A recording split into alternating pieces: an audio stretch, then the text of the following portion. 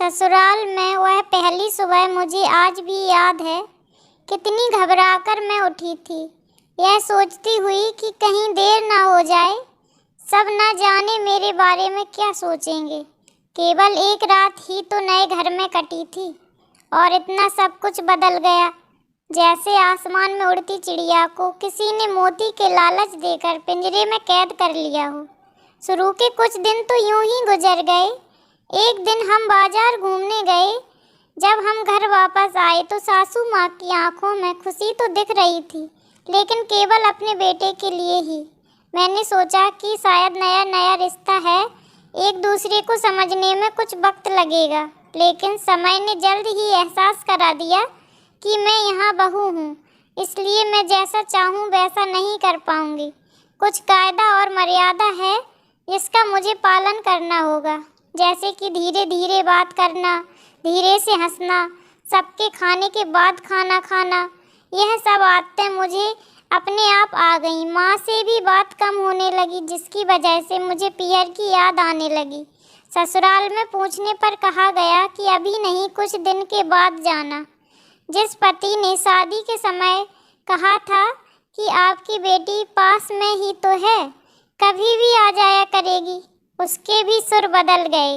अब मुझे धीरे धीरे यह समझ में आ गया था कि शादी कोई बच्चों का खेल नहीं, इसमें केवल घर नहीं बदलता, पूरी ज़िंदगी बदल जाती है।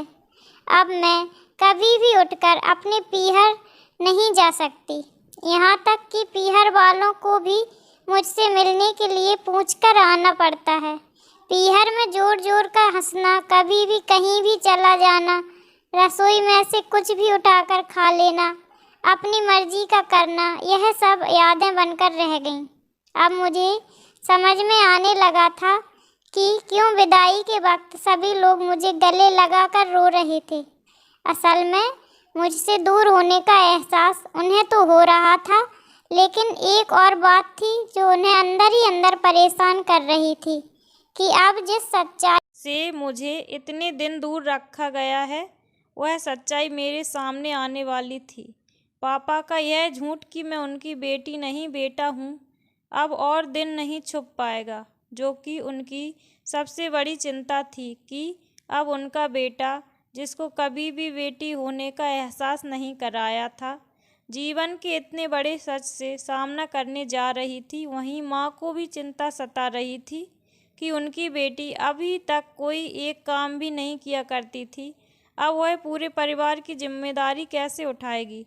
सभी लोग मेरे इस विदाई और पराये होने का दर्द जान रहे थे, सिवाय मेरे, इसलिए वह सभी लोग रो रहे थे।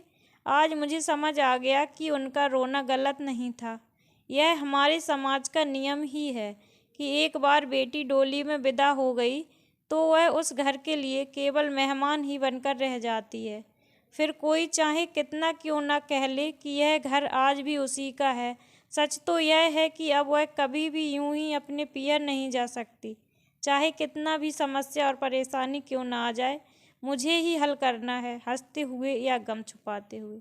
दोस्तों, आपको ये कहानी कैसी लगी? अगर कहानी अच्छी लगी हो तो कमेंट्स, लाइक, शेयर करें। अगर आप लोग चैनल पर नए हो तो चैनल को सब्सक्राइब करके बेल आइकन को प्रेस करें। Thanks for watching.